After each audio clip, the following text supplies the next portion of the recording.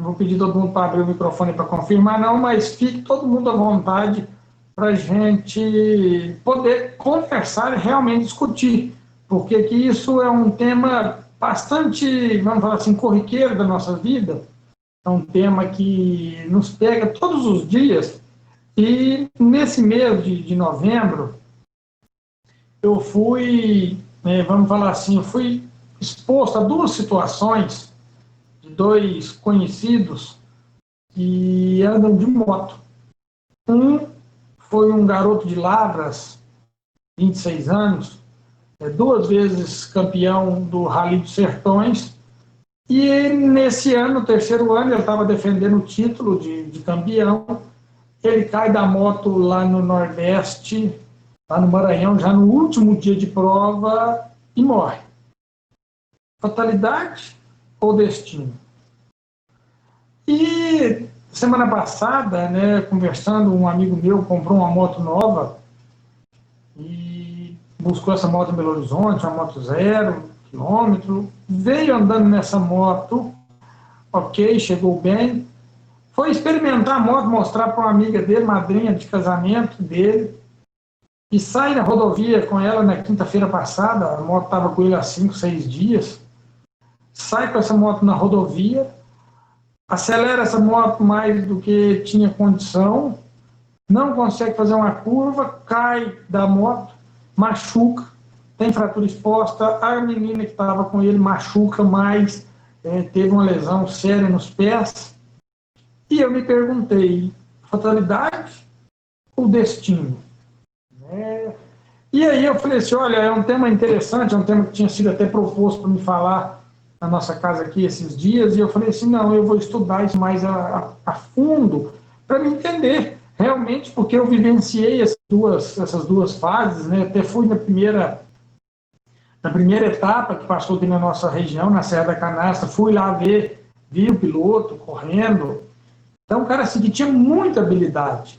E aí eu me questionei sobre isso, falei assim, não, então vamos realmente entender o que é fatalidade e o que é destino, ou se existe fatalidade, ou se não existe fatalidade, tudo é destino, ou se não existe destino, tudo é fatalidade, tudo é corriqueiro do dia a dia. Bom, então, quando a gente fala nisso, primeira coisa, o que é definição, né? O que é fatalidade? O que o dicionário nos fala dessa palavra? Quando estuda uma palavra, eu acho muito interessante a gente saber a definição. Olha, destino que não se pode mudar. Então, quer dizer, uma fatalidade é um destino que não se pode mudar. Bom, essa é a definição da palavra. E o que é fatalismo? Bom, doutrina greco-romana, na qual os acontecimentos são fixados com antecedência pelo destino. Bom, e o que é destino? Tudo que é determinado pela providência ou pelas leis naturais. Então, quando a gente fala de fatalidade, são coisas que não poderiam ser evitadas. Quando a gente fala em destino, isso já está pré-determinado. Alguém já pré-determinou isso para nós. Alguém já definiu isso para nós e, apesar do que nós fizermos, isso não vai ter como ser mudado. Dentro da doutrina espírita, dentro do cristianismo, a gente utiliza-se de uma palavra, chamada livre, duas palavras, na verdade, livre-arbítrio, que ela põe em xeque essa teoria do fatalismo, da fatalidade, do destino, a gente coloca isso em xeque. Mas aí vocês me perguntam, mas como existem, então, os planejamentos espirituais, como que funciona todo o processo reencarnatório, quando uma criatura tem um planejamento, tem pessoas cuidando dela, tem pessoas auxiliando ela nesse processo, isso não tem valor? Interrogação. Então, nós vamos realmente perguntar ao Livro dos Espíritos sobre essa questão, sobre essa fatalidade. Kardec também tinha essas dúvidas e, de maneira singular, ele também questiona ao mundo espiritual nas perguntas 851 adiante, até 855, 6, aí vai mudando um pouco, mas principalmente a 851, a 52 e a 53. Elas falam, olha aqui como que ele pergunta, eu vou ter que ler aqui hoje, porque não dá para mim, porque a pergunta é muito intrigante. Há uma fatalidade nos acontecimentos da vida. Segundo o sentido ligado a essa palavra. Quer dizer, todos os acontecimentos são pré-determinados? Primeira pergunta. Nesse caso, em que se torna o livre-arbítrio? E os espíritos respondem, a fatalidade não existe senão pela escolha que fez o espírito.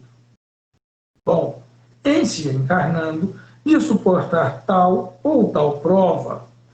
Bom, vamos analisar essa resposta bem de acordo. Olha, vamos começar de novo. A fatalidade não existe senão pela escolha que fez o espírito. Bom, então, tudo que a gente vai tratar sobre fatalidade, sobre destino, nós vamos colocar em xeque o nosso livre-arbítrio. Nós vamos colocar, em primeiro ponto, as nossas escolhas. Bom, vamos dar um exemplo, claro.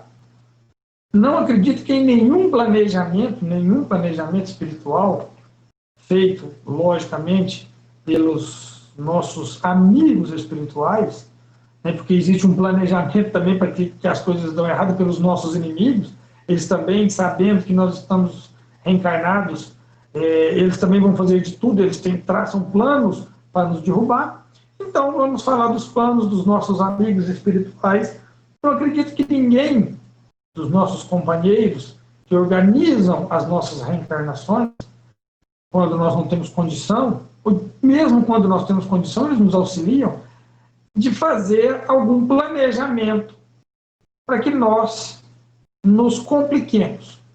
Vamos lá, ninguém faz um planejamento para que eu chegue aqui na Terra e assassine alguém. Não existe um planejamento desse. Isso não define. Eu não tenho aqui um planejamento de eu chegar aqui e quando falou assim, não, ó, nessa encarnação, Gabriel, você vai nascer para ser ladrão. Você vai roubar, você vai matar, você vai sequestrar. Não existe esse planejamento. Então, a resposta dos espíritos parte, olha, a fatalidade não existe senão pela escolha que fez o espírito. Bom, então o espírito fez uma escolha. Ele fez uma escolha. A escolha dele era vir num ambiente para ele ter uma prova ligada, vamos falar assim, a esses defeitos de caráter. Vamos dar o exemplo do roubo, por exemplo. Ele veio lá naquele ambiente onde isso seria suscetível, que era a aprovação. Chegando aqui, ele acha que aquilo é um bom meio de vida, é um bom método de vida, é uma escolha que ele fez. E aí ele faz uma escolha de entrar para a vida do crime. Ele faz aquela escolha. Dali para frente, ele é responsável por aquelas escolhas. Ah, deu errado. Ele se machucou. Ele tomou um tiro. Ele teve uma perda de um parente que ele também levou ao mundo do crime, algum amigo. Isso é fatalidade? Deus planejou isso para ele? Deus planejou que ele viesse aqui para fazer isso? Não. Nós não podemos acreditar que os nossos amigos espirituais partilham, né, desse planejamento, porque as escolhas são nossas. Então, quando a gente vai falar de fatalidade ou de imprudência, né, fatalidade são coisas que não tem jeito de ser mudadas. Existem coisas que não tem jeito de ser mudadas? Vamos pesquisar para frente. E os espíritos continuam, olha, escolhendo, ele faz uma espécie de destino, que é a consequência mesma da posição em que se encontra. Então, quando ele escolhe, ele já predetermina. Opa, eu escolhi nascer nesse ambiente. Esse ambiente aí é um ambiente já envolvido com droga, com defeitos de caráter. Não, mas é lá que eu preciso, porque é lá que eu preciso de me provar. É uma escolha do espírito. Ele escolheu. Então ele sabe aonde que ele está mexendo. Chega ali, ele cai na prova, ele caiu na prova. E ele sabia das dificuldades que ele ia encarar, das dificuldades que ele iria enfrentar. Então ele escolheu. Ou quando um espírito também escolhe esses círculos para ele ficar parasitando, vampirizando, ambientes de droga, e ele está ali, e por um momento, numa relação descuidada, pá, tem uma reencarnação, e esse espírito é prontamente atraído para aquela encarnação agora, né, sem um planejamento prévio. Como que acontece? Isso é o destino, ele estava ali de bobeira, tá. Essa situação também acontece, segundo André Luiz. É uma reencarnação sem planejamento. Pô, e aí, nessa reencarnação sem planejamento? Segundo os espíritos, se eu não estou enganado na pergunta 888, eu só não gravei aqui que ela não estava no estudo, todos nós, estamos entre uma criatura acima de nós, ao qual nos ajuda, e uma criatura que está abaixo de nós, a qual nós temos condição de ajudar. Então, quando acontece de uma reencarnação desse tipo, essa criatura ou essas criaturas que estão logo em condições melhores do que a nossa e nos têm algum carinho, que nos têm alguma simpatia, fazem um roteiro meio de emergência, meio de improviso dali para frente, porque aquela encarnação vai acontecer. E nós precisamos de aproveitar aquela chance. Então, é por isso que Deus também, nas suas leis, ele arquitetou e ele permite que aconteça esse tipo de reencarnação. Nós somos buscados a isso. É fatalidade, gente, isso é um destino. Ou, às vezes, uma imprudência. Da onde esse espírito está, naquele local. Num local que não era apropriado e pá! Ele estava ali, a situação toda colaborou para aquele momento, aquela concepção acontecesse. Bom, mas eu não vou ler a resposta toda, porque ela é uma resposta grande, mas nós vamos continuar com a pergunta 852, que Kardec, não satisfeito, ele pergunta: olha, há pessoas que uma fatalidade parece perseguir, independentemente de sua maneira de agir. A infelicidade não está no seu destino? Olha, a infelicidade não está no seu destino? E os espíritos respondem: pode ser que sejam provas que elas devem suportar e que escolheram, mais ainda uma vez, levais a conta do destino, o que não é o mais frequentemente. Bom, olha, vamos pensar de novo. Pode ser que sejam provas que elas devem suportar e que escolherão. Opa, aí não tem jeito de mudar. A pessoa escolheu aquela prova. Ela escolheu, por mais que ela tente sair daquela situação, a prova é aquela. Ela pode fazer de tudo, mas o programa para ela é aquele. Aquele é o melhor programa para ela. Então, se ela está se afastando daquele programa, daquela prova, os nossos benfeitores espirituais dão um jeito de trazer de novo aquela prova. Fala, o sujeito ali, coitado, trabalhador, mas ele não sai da capitinga. Ele não consegue melhorar. Ele trabalha, a hora que vem lá, acontece, alguém rouba dele, alguém toma o dinheiro dele, a casa dele cai no instantinho. Então ele vive naquela situação de pitimba a vida inteira, de dificuldade financeira. Por que será? Por que será? Será que aquilo é fatalidade? Provavelmente. Provavelmente é o destino. Aquilo não dá para se mudar. Não é imprudência da parte dele, ele é um cara correto, ele é econômico, ele não faz mal a ninguém. E você vê que a situação ali não vai, financeiramente falando. Financeiramente. Porque ele está angariando outros valores. A prova dessa encarnação não era aquela prova. Não era aquela prova. Como tem pessoas que são o contrário. Precisam de viver na prova da riqueza. Fala assim, você está tendo oportunidade. Aí o cara faz de tudo para gastar aquele dinheiro, no instantinho ele consegue de novo, ele reergue, aí ele ganha dinheiro de novo, ele está naquela boa situação, aí ele começa a esbanjar de novo, gasta, passa por dificuldade, volta para lá. Por quê? Porque às vezes a prova dele é aquela. Ele precisa daquela situação. Às vezes ele vai se complicar, mas a prova é aquela. A situação ao qual ele está vinculado nessa encarnação é aquela. Então tem gente que faz tratamento de uma determinada doença e a doença está lá. A doença está presente na vida dele. Aquele alerta está presente. Eu falo que a minha mãe e meu pai é muito interessante, porque minha mãe vive de dieta. Uma alimentação extremamente equilibrada. Ela não come, vamos falar assim, bobagem, ela não come coisa gorda, ela não gosta de açúcar. Uma alimentação equilibrada. E o meu pai já é mais descontrolado com a alimentação. Gosta de uma carne gorda, come doce. Quando eles vão lá e fazem os exames, normalmente os exames do meu pai estão melhores do que os da minha mãe. Normalmente.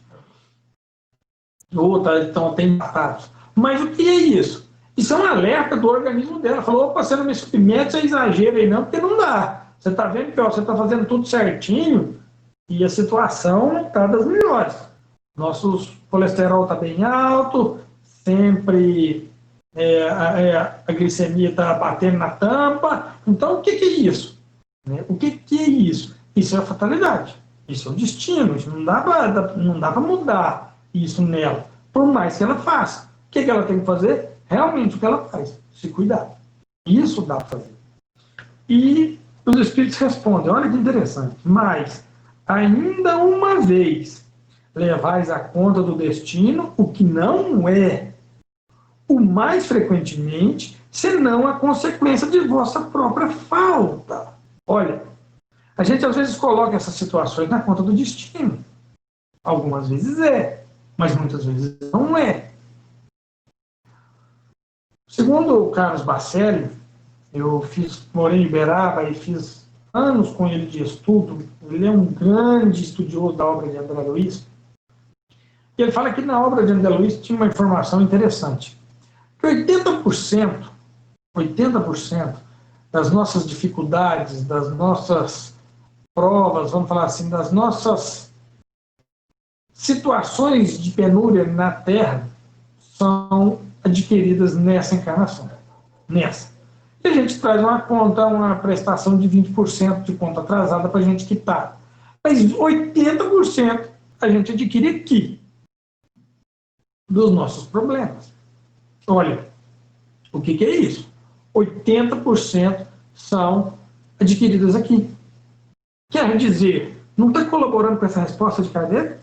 Dos espíritos a Kardec? Mais uma vez, o mais frequentemente, senão a consequência de vossa própria falta. Nos males que te afligem, esforça-te para que a tua consciência seja pura e serás consolado em parte. Em parte. Bom, e aí Kardec vem com um comentário dele que é extremamente interessante. O que é o comentário dele? Olha, as ideias justas ou falsas que fazemos das coisas nos fazem vencer ou fracassar segundo o nosso caráter e a nossa posição social.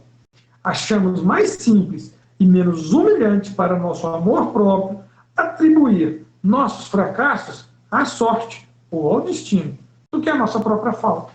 Então é muito mais fácil para mim colocar a conta do destino, só um minutinho, colocar a conta do destino, e vamos falar assim, não, mas isso aí estava no meu planejamento. Isso aí foram os espíritos que planejaram para mim. Isso aí está dando errado porque era o meu karma. Não, porque é menos humilhante para nós, é mais fácil para nós ser submetido a essa teoria, né, do que realmente assumir que a culpa é nossa. Isso aí foi eu, se não foi eu que fiz, foi eu que planejei para mim, mas normalmente a gente faz isso. Olha como que Kardec continua os seus comentários. Se a influência dos espíritos contribui para isso algumas vezes, podemos sempre nos subtrair dessa influência, repelindo as ideias que eles nos sugerem, quando elas são más. Olha, não, agora ficou claro então, quer dizer então que até não é o destino mesmo não, tá? Não estava traçado para mim a influência dos espíritos. Então não tem culpa, né? Porque os espíritos é que me influenciaram. Eles me induziram a beber hoje, eles me induziram a roubar aquele carro, eles me induziram a falar mal do fulano. Não. Nós temos condições plenas condições de nos livrarmos da influência desses espíritos. Como que isso funciona? E aí a gente vai pensar na oração, na mudança de vibração, na mudança de frequência. Porque quando a gente é igual se fosse uma rádio, a gente sintoniza numa determinada frequência, nós vamos estar vibrando naquela sequência e vamos estar captando e emitindo pensamentos naquela vibração, naquela onda. Então, quando nós nos colocamos nessa situação de vítimas dos espíritos, mais uma vez nós não estamos assumindo a postura do destino. Qual é a postura do destino? Poucas coisas são determinadas, são pré-determinadas, não podem ser mudadas. Provavelmente esse piloto que caiu dessa moto lá no Nordeste e veio a falecer, provavelmente o plano encarnatório dele era mais curto. Era mais curto. Porque ele era um profissional, ele vivia daquilo, aquele era o trabalho dele, ele corria profissionalmente, ele era um piloto da Honda. Então, provavelmente, o planejamento dele era esse. E desse meu amigo, que entra numa curva, quase 200 por hora, e bate essa moto, sem ter experiência nenhuma, sem ter nada. Imprudência. Imprudência. Não tem como faltar disso. Gente, deixa eu só pegar uma água ali, que eu esqueci ela em cima da mesa. Eu vou pedir minha esposa para pegar para mim. Anjinho, sai no computador, sai.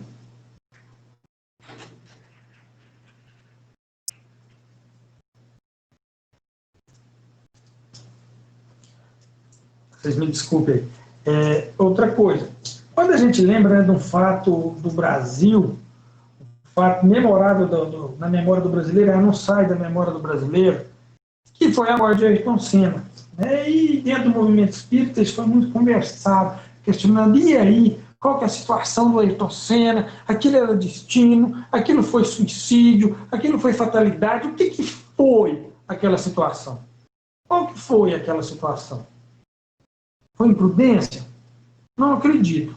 Ele já tinha passado naquele circuito N vezes. Até inclusive mais rápido que ele estava naquela hora.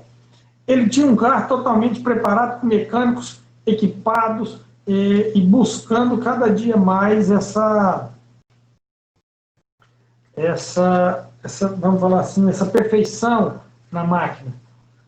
Ele era profissional do automobilismo, ele vivia daquele trabalho dele. E ele bate numa curva. Fatalidade ou imprudência? Não acredito ser imprudência. Acredito que ele realmente tinha se chegado o momento dele, tinha se chegado a hora dele. Diferente de uma pessoa normal pegar um carro, sair na rodovia a 250 por hora, 200 por hora. Aí é imprudência.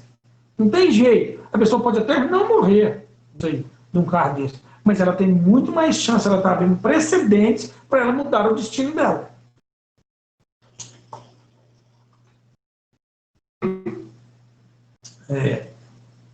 Passando aqui.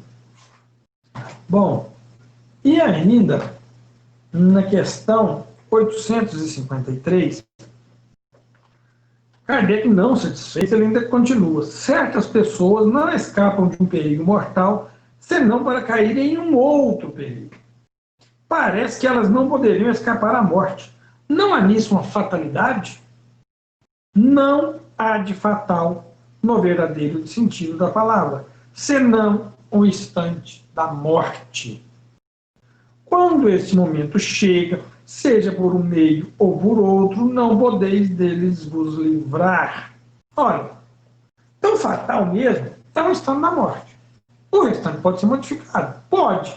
Mas na hora que chegou, esquece. Podia ser num carro daquele lá, igual o Ayrton Senna morreu a 200 e tantos por hora, que poderia ser numa bicicleta, poderia ser andando. Quando chega. Quem viu a corrida no domingo de Fórmula 1, aí provavelmente alguém deve ter visto aquele acidente com o piloto Grosjean, alguém deve ter visto. O cara bate o carro numa velocidade louca, no meio de umas ferragens. O carro prontamente explode, pega fogo. O cara lá no meio daquela bagunça sai, levanta, e ele sai andando antes de apagar o fogo. Ninguém tirou ele mesmo levantou, saiu, queimou as mãos. Olha, Foi imprudência? Pode ter sido imprudência da manobra dele. Ele tentou passar num lugar lá que não dava. Imprudência. Mas não era a hora dele. Não era a hora dele. Mas ele podia ter morrido por imprudência. E não por fatalidade. Isso a gente tem que deixar bem definido, bem dividido. Por quê? Porque às vezes a pessoa é imprudente, a pessoa não toma conta de nada, a pessoa sai num carro em alta velocidade, não faz uma revisão, não troca um pneu, não confere freio, morre. Ah, mas era o destino. Não, não, não, não. Isso não era o destino. Aí sim, alterou o momento da morte, alterou o instante da morte, a fatalidade. E nós vamos ver realmente essa pergunta respondida na pergunta 146 do livro Consolador, que Chico Xavier pergunta a Emmanuel se é fatal o instante da morte. Se então nós escolhemos, vimos lá que a palavra fatalidade é o que não se pode mudar, então se é fatal o instante da morte, não tem jeito de mexer. E olha o que Emmanuel responde a Chico Xavier. Falei que eu tinha muita cola hoje, porque realmente essas perguntas são muito interessantes. É fatal o instante da morte? Com exceção do suicídio, todos os casos de desencarnação são determinados previamente pelas forças espirituais que orientam a atividade do homem sobre a Terra.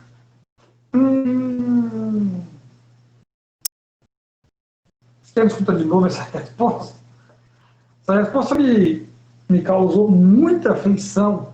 Porque, vamos lá, com exceção do suicídio, todos os casos de desencarnação são determinados previamente pelas forças espirituais que orientam a atividade do homem sobre a Terra. Todas as atividades. Segundo a doutora Sueli Caldas, ela que fala que na grande maioria das encarnações ainda na Terra, não chegam ao seu final estabelecido pela espiritualidade. Então, normalmente, todos nós somos catalogados na situação de suicidas. Por quê? Porque nós não conseguimos normalmente cumprir o nosso planejamento. Nós não conseguimos. Por quê? Porque nós não cuidamos desse corpo. Nós não cuidamos. Nós achamos que isso é brincadeira. Nós temos aí um planejamento. Quem não queria ter um planejamento aí de 100 anos? Ah, mas viver 100 anos é difícil demais, é mesmo. Tinha que viver sem doce, tinha que viver sem queijo, tinha que viver sem cerveja, sem carne gorda. Então, assim, tem muitas nuances que nós deveríamos abrir mão, que isso mira o nosso organismo. Se eu morri 1 ano antes do meu planejamento, e aí? O planejamento meu era para 70. Eu vivi 69. E aí? Por que eu vivi 69? Por imprudência? Ou não? Ou não? Pode ser que meu organismo se exauriu. Lá atrás, uma imprudência sutil, um suicídio lento, indireto, que eu nem pensei que ele podia estar me afetando.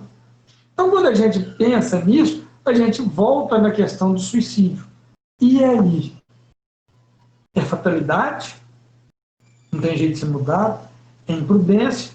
Ou é suicídio? Como que a gente define essa questão do suicídio? A gente define essa situação do suicídio, segundo a obra espírita, pela intenção. A pessoa é um suicídio indireto. Mas ele tinha intenção de suicidar? Não, ele não tinha intenção, não. Ele nem sabia disso. Opa, esse cara aí, ele pode ser atenuado os erros dele. Por quê? Porque ele não tinha nem sabido dessa questão. Então, aquela lição do nosso Mestre Jesus, fala que aquele servo, não sabendo da vontade do seu Senhor, fez coisas dignas de castigo, com pouco castigo ele será castigado. Mas aquele servo, que sabendo da vontade do seu Senhor, fez coisas dignas de castigo, com muito castigo ele será castigado. Então, o que é isso? É sempre a gente volta lá na primeira questão. Livre arbítrio.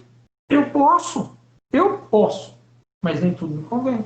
Eu posso, sim, levar uma vida desregrada, levar uma vida sem exercício, de ociosidade, sem fazer nada para ninguém, sem fazer mal, mas também sem fazer o bem. Eu posso. Por quê? Porque eu tenho uma coisa que Deus me deu chamada livre-arbítrio e que ninguém me toma. Ninguém me toma. Até eu me complicar muito. Aí, às vezes, o nosso livre-arbítrio é tolhido, ele é caçado, né, como uma carteira de motorista de uma pessoa que extrapola os pontos. Opa, devolve sua carteira aqui, você não está em condições de dirigir mais não. Você vai devolver sua carteira, você vai fazer uma reciclagem, e daí um tempo você pode voltar a dirigir, mas agora você não vai ter condições de dirigir mais. Então, isso é assim que funciona com o nosso livre-arbítrio. Fez uma reciclagem, nós voltamos a exercer esse direito. Então, quando a gente pega essa questão da fatalidade e da imprudência, a gente volta nesse mesmo sentido. Bom, e o suicídio involuntário? Nós não comentamos sobre ainda ele. E o que é o suicídio involuntário? Vamos falar lá. No caso de André Luiz, no livro Nosso Lar, eu gosto de pegar esses exemplos, ele foi catalogado como suicida. Por quê? Porque ele fazia uso da bebida e fazia uso do cigarro. Bom, se ele adiantou, né, o período de morte dele por causa disso, catalogado como suicida. No filme, né, no livro, é até pintado de cenas muito, muito terríveis. Né, no filme, muito, vamos falar assim, a gente tem uma impressão muito pesada da situação que ele se encontra lá, realmente levando em conta essa questão do suicídio. Por quê? Porque aqui para nós é um alerta. Um alerta do que nós estamos fazendo com a nossa saúde. Nós estamos cuidando desse corpo, como pediu o Chico Xavier, como orientou o Chico, que esse corpo nosso era para a gente cuidar dele como se a gente fosse viver 100 anos e cuidar do nosso espírito como se a gente fosse morrer amanhã. Nós estamos fazendo isso? Ou nós estamos fazendo o contrário? Nós estamos cuidando do nosso corpo, como se ele fosse acabar amanhã. Não, eu preciso comer isso aqui tudo hoje, porque amanhã eu não sei nem se eu estou vivo, então deixa eu comer. E minha situação espiritual? Poxa, deixa eu aposentar primeiro, agora eu estou andando meio apertado, não dá não. Não dá para mim ir na casa espírita, não dá para me fazer uma visita, não dá para me fazer uma palestra online em casa, porque a situação está apertada. Então a gente está deixando para depois a nossa situação espiritual e está trazendo a situação corporal para isso, como se fosse viver, como se isso aqui fosse o finalzinho, como se amanhã a gente não fosse levantar mais, ou a gente realmente está nos privando de algumas coisas, fazendo exercício, buscando, né, vamos falar assim, nos prevenir com essa questão da Covid. Como nós estamos vivendo com Covid? Nós estamos prevenindo e ficando alucinados, nós estamos prevenindo e isso nos está prejudicando, ou não, nós estamos totalmente loucos, não estamos prevenindo, não estamos nem aí com nada. Como que está a nossa situação? Segundo o Zé Amaral, nós precisamos de um equilíbrio, é um movimento pendular, né? Nem tão ao extremo do isolamento social, de não ver ninguém, de não conversar, de não ir em lugar nenhum, nem ao extremo de ir em festa, de ir em grandes aglomerações de problema, apesar que todo mundo que foi obrigado teve que ir numa grande aglomeração, que foram as eleições esses dias. Mas nós fomos obrigados, né? Aí nosso livre-arbítrio foi tolhido, a gente podia até justificar, mas na grande maioria das vezes nós exercemos o nosso direito de eleitores e fomos às urnas, vide o aumento dos casos de Covid pós-eleição. É lógico que isso iria acontecer, estava claro, porque onde é que aglomerou, todo mundo aí votou. Eu fui numa sessão, era para os idosos irem antes das 10, eu cheguei lá 10h30, estava cheio de idosos lá chegando ainda, então foi assim, uma falta realmente de critérios. Aí a pessoa se expõe, adoece, morre, estava na hora dela mesmo, ou não, ela se expôs desnecessariamente. O equilíbrio, protejam as pessoas do grupo de risco, façam de tudo para que essas pessoas não tenham contato. E quem tem necessidades, quem tem que trabalhar, quem está na área de saúde, quem está na área da produção, quem está na área da comida, como é que vai parar? Não tem jeito. Tome, então, essas pessoas os cuidados necessários. É isso que pede. Que a gente tenha bom senso.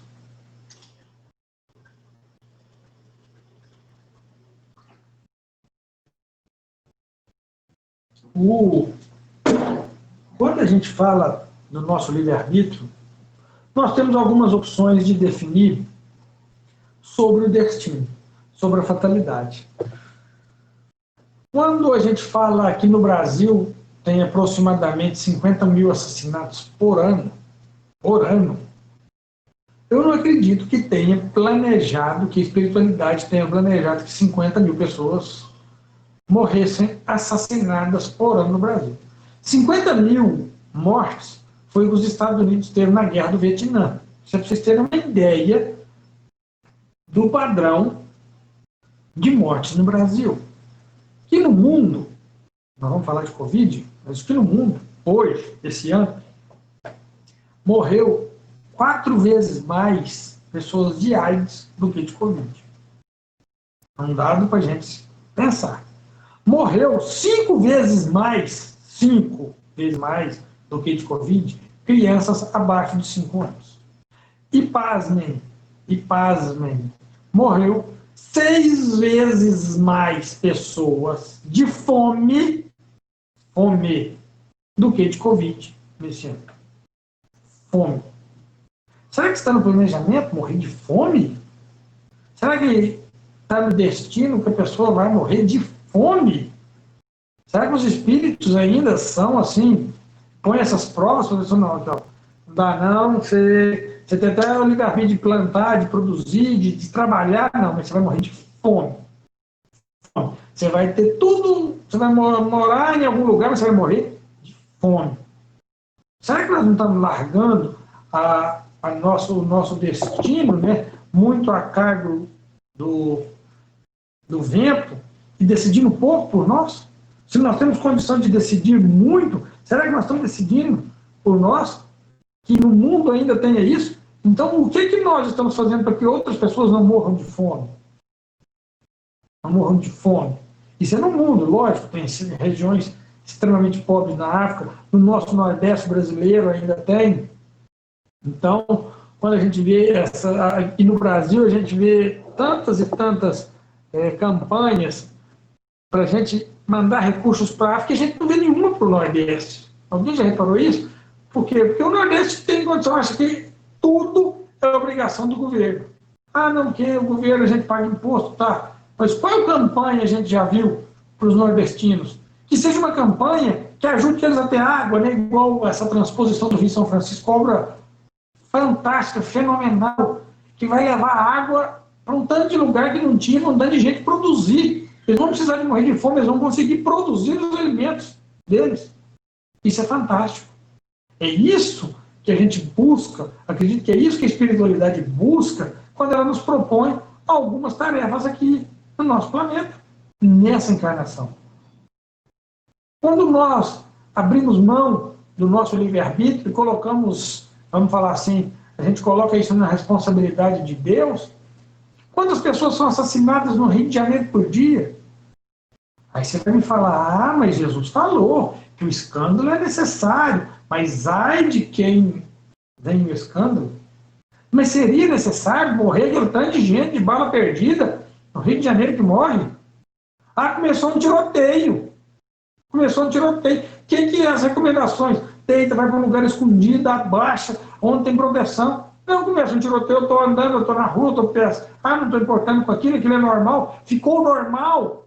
Agora, para quem vive lá, não, eu moro na favela, todo dia tem tiroteio. Então a pessoa começa a não se importar, não se prevenir, e uma hora uma bala perdida acha ela. Ah, mas é o destino, né?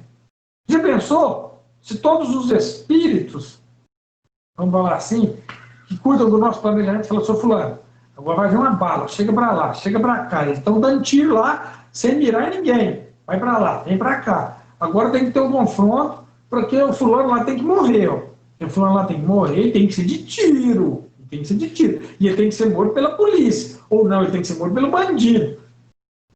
Será que tudo isso, esses tintim, estão orquestrados?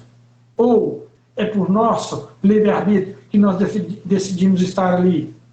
Ah, tá tendo, vamos dar um exemplo aí, esses dias eu estava vendo, tá tendo um baile funk. Aqui tá de gente armada, eu vou naquele baile funk. Dá um tiroteio na pá, eu morro. Ah, é o destino? É fatal aquele momento? Provavelmente não. Imprudência da minha parte. Estar frequentando o ambiente daquele. Essa semana, aqui em Mambuí, não era coisa normal, mas Saiu até um vídeo, um cara foi baleado, outro foi esfaqueado no ambiente. Opa, eu já estou sabendo que esse ambiente agora está desse jeito, eu vou lá. Eu vou me expor nesse ambiente a partir de agora, sabendo desses riscos? Eu posso até me expor. Mas é meu livre-arbítrio falando. E eu também vou assumir as consequências que sair de lá, do que acontecer. Pode acontecer, pode não acontecer. Pode acontecer. Mas, nessa questão da imprevidência e do nosso livre-arbítrio, na questão 843, nós já estamos quase terminando, gente, o Kardec questiona os espíritos sobre essa questão de livre-arbítrio. E ele fala o seguinte, olha que tanto que é interessante. O homem tem livre-arbítrio dos seus atos. Tem livre-arbítrio? Visto que ele tem a liberdade de pensar, tem de agir. Sem livre-arbítrio, o homem seria uma máquina. Bom, sem livre-arbítrio, o homem seria uma máquina. E depois ele fala, o homem gosta do livre-arbítrio desde o seu nascimento? É aquela mesma questão, não. Ele vai vindo passo a passo, isso vai vindo à medida que ele chega, hoje nós definimos, né, quanto maior a idade, nós temos uma maioridade, a partir de 18 anos nós já somos responsáveis, a partir dos 16 a gente já pode trabalhar, e papapá. Então, à medida que nós vamos crescendo, nós vamos envelhecendo, nosso livre-arbítrio vai ficando mais amplo. Então, a grande questão da fatalidade é nossa responsabilidade. É nossa responsabilidade. Não tem jeito de eu passar isso para o outro, não tem jeito de eu transferir isso para o meu espírito guia, do meu guardião, do meu espírito mentor, do meu espírito amigo, do meu anjo da guarda. Não tem. A responsabilidade é minha. É minha. Se eu vou me deixar influenciar por maus espíritos, a responsabilidade é minha. Se eu vou me deixar escutar os bons conselhos, é minha também. Se eu vou executar um ato que eu já sei que ele não é benéfico, a responsabilidade é minha. É minha, não é de mais ninguém. E Jesus, o que Jesus fala sobre isso? Jesus, na sua grandeza, todo dia que eu vou estudar uma lição de Jesus, eu fico mais impressionado. E quando eu vou estudar, e quando eu vejo que essa lição está dentro do capítulo 5, 6 ou 7 de Mateus, eu caio mais o queixo ainda com esse trecho. Nesse capítulo 5, 6 e 7, está contido o Sermão do Monte. E o Sermão do Monte está longe de ser só as bem-aventuranças. O Sermão do Monte é magnífico, magnífico, magnífico, magnífico, tanto que Gandhi chega a afirmar que se toda a literatura religiosa ocidental fosse perdida de religião, fosse perdido, e sobrasse só o Sermão do Monte, só ele, então nada teria se perdido, nada. Então, olha a grandeza do Sermão do Monte, a gente não tem que estudar o Sermão do Monte. Só que eu vou falar uma coisa aqui hoje, o Sermão do Monte, que todo mundo que vai no casamento, dos nossos amigos católicos, a gente vê o padre falar. Ele começa lá E o interessante é que essa lição é a última lição do Sermão do Monte. É a última fala que Jesus fala. Jesus fala as bem-aventuranças. Depois Jesus fala como a gente nos portar diante de Deus, como que a gente deveria rezar. Ele ensina a gente a fazer oração. Ele ensina a gente a dar esmola. Ele ensina a gente a nos portar frente ao outro. Ele nos ensina, ele reformula alguns mandamentos. Então Jesus faz um curso mesmo no Sermão do Monte. Ele fala para várias multidões, ele fala para os religiosos, ele fala para os ricos, ele fala para os seus seguidores, né, vamos falar assim, para os seus discípulos. E esse foi o primeiro sermão que Jesus deu. Foi o primeiro ensinamento. Ele sobe no monte e prega isso aqui. E é uma loucura de ensinamento o que tem aqui. É absurdo o que tem de ensinamento. E ele deixa por último. Ele põe a cobertura no bolo e coloca a cereja. Ele começa no capítulo 7, versículo 24. E ele vai falar, vou falar igual o padre fala. E ele começa assim, ó. Portanto, todo aquele que ouve as minhas palavras e as pratica será comparado ao homem prudente, que edificou a sua casa sobre a rocha. Caiu a chuva, vieram as torrentes, sopraram os ventos, precipitaram-se contra aquela casa, mas não desabou, pois fora alicerçada sobre a rocha. E todo aquele que ouve estas minhas palavras e não as pratica, será comparado ao homem tolo ou imprevidente, que edificou sua casa sobre a areia. Caiu a chuva, vieram as torrentes, sopraram os ventos e chocaram-se contra aquela casa, desabou, e foi grande a sua queda. Então, o que Jesus nos mostra com essa última orientação do capítulo 7? Logo isso, né, ele desce do monte e faz a cura do leproso e pronto. Mas essa é a última fala de Jesus do Sermão do Monte. Jesus fala que nós temos que ser prudentes, que nós temos que alicerçar as nossas atitudes sobre a rocha, buscar conhecimento, que aí sim buscar religiosidade, muito mais do que de religião. Porque é o dia a dia que nós colocamos à prova, que nós aprendemos dentro dos nossos tempos religiosos. Não adianta nada eu ir numa palestra em 12, em 100, em 500, se saiu de dentro da casa espírita eu sou a mesma pessoa. Se a cada vez que eu vou não sai modificado, nem que seja um pouquinho, eu sou imprudente. E imprudente em qualquer lugar. Eu posso ser imprudente dentro da minha casa, eu posso ser imprudente dentro do meu trabalho, eu posso ser imprudente enquanto eu dirijo um veículo, eu posso ser imprudente. Agora, ser prudente, né, alicerçar a casa sobre a rocha, isso é treino. Isso é treino. Como um piloto, como Ayrton Senna treinava exaustivamente para ficar bom, nós também temos que treinar para sermos criaturas melhores. Como é que nós vamos fazer com a nossa religiosidade se a gente não treina? Como que nós vamos fazer para ser criaturas melhores se a gente não treina? E treinar é fácil, gente? Não. O gostoso é o jogo, mas treinar é difícil. Treinar é exaustivo, é repetitivo. É repetitivo. Fez uma vez, errei. Ô, gente, como é que eu vi? Eu não queria falar mal do fulano, falei. Agora eu vou me policiar, não vou falar mais não. Aí aparece uma situação, eu seguro, e não falo. Ótimo, consegui passar na prova. Treinei mais uma vez. Aparece uma situação, eu falo, errei. Volta lá no começo. Vamos treinar de novo. Treinar ficar calado.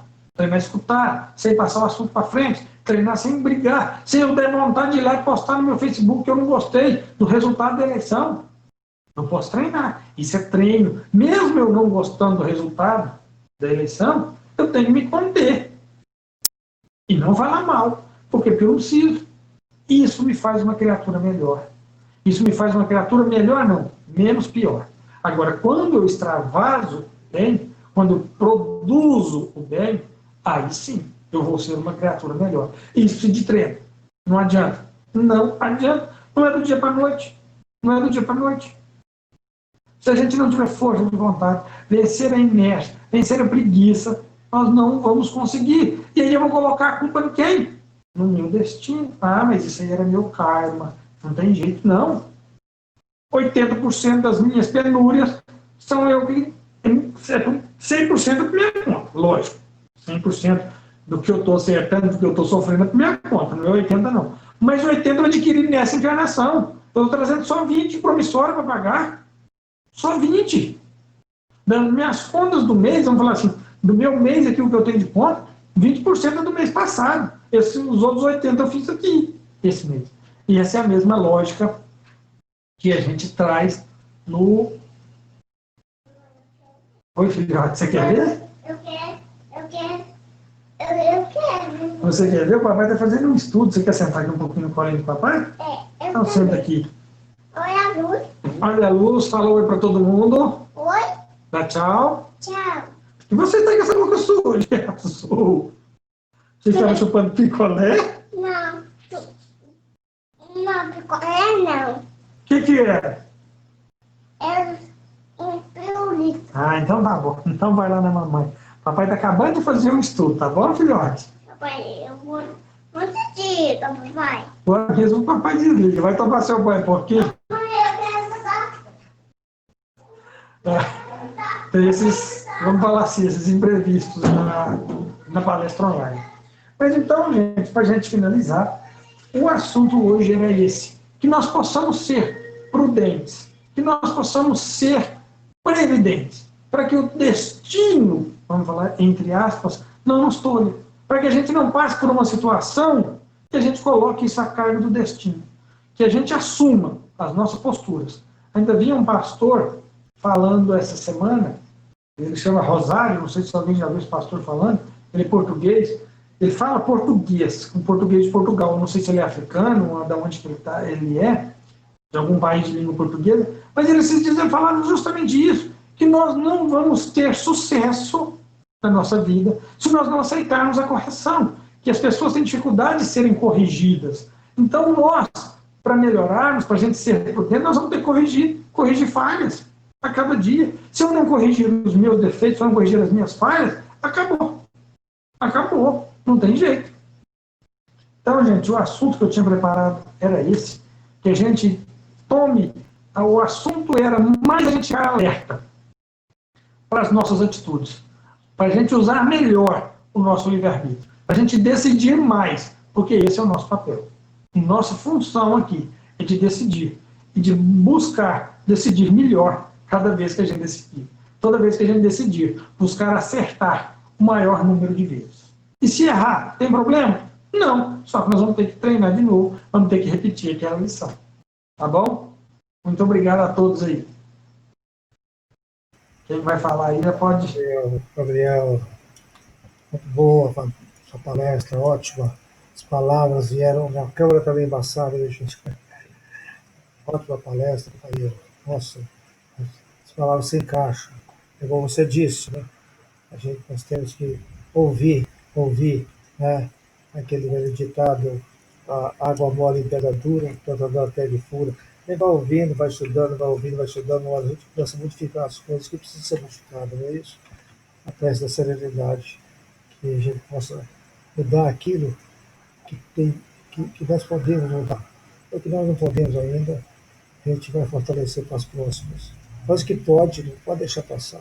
Eu te agradeço muito, o Gerda, do Grupo Espírita Renascença, te agradece por essa palestra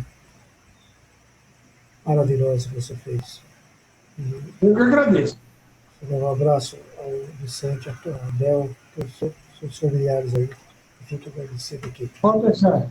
Eu peço falar o seguinte, as palestras estão sendo gravadas e eu vou colocar no canal. Eu fiz um canal, porque o canal que eu tinha foi suspenso, por um motivo, nem sabia que eram direitos autorais.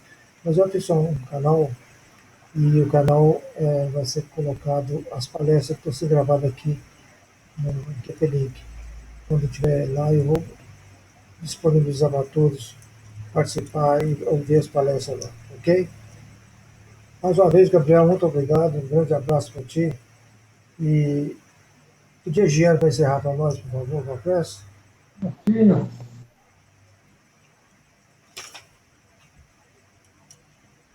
Bom, boa noite, Nabor, boa noite a todos. Gabriel, muito obrigado pela palestra, né? É aquilo que você falou e que o Nabor tornou a confirmar, essa questão da água mole em pedra dura, né? Então, assim, são verdades que a gente já sabe há mais de 2 milênios e são verdades que foram ditas por Jesus, deixadas para nós como um grande ensinamento e que nós estamos ainda tentando assimilar. Então, a gente precisa realmente estar sempre ouvindo, a gente precisa estar sempre tendo esse puxãozinho de orelha, essa questão de sermos acordados, né, para isso, despertados para isso. Então, é muito importante. Muito boa palestra mesmo. Então, vamos serenar os nossos corações, né? Acalmar a nossa mente, pedir a Jesus, entrar em sintonia com a espiritualidade maior, pedir a Jesus que nos abençoe, não só nós presentes aqui durante esse estudo online, mas todos aqueles que não puderam participar, que em todo lugar, seja num hospital, num asilo, num orfanato, numa creche, num presídio, onde estiver aqueles que sofrem, clamam pela misericórdia divina, que possam ser atendidos pelas caravanas do Cristo, pelas caravanas de Maria, que estão sempre ao nosso socorro, ao socorro de todos nós. Então, que Nossa Senhora e que Jesus possa abençoar, que nessa noite tragam paz e felicidade aos corações de todos nós. Que assim seja. Ok, que assim seja. Gente, tem uns avisos aqui antes de vocês saírem, é o seguinte, estudo do Livro dos Médiuns, no próximo final de semana, o culto do lar será na casa da Eleusa, no próximo domingo. E a próxima palestra será da dona Selma Trigo, do Rio de Janeiro, São João Denis. Ok? Uma boa noite para todos. Um grande abraço, Luizinho. Um abraço, Luizinho aí, Gênero. Tudo bom. Boa noite, gente. Pode deixar que docinha, Nabô. Um abraço a todos, uma boa noite a todos. Obrigada. Deus. Boa noite a todos.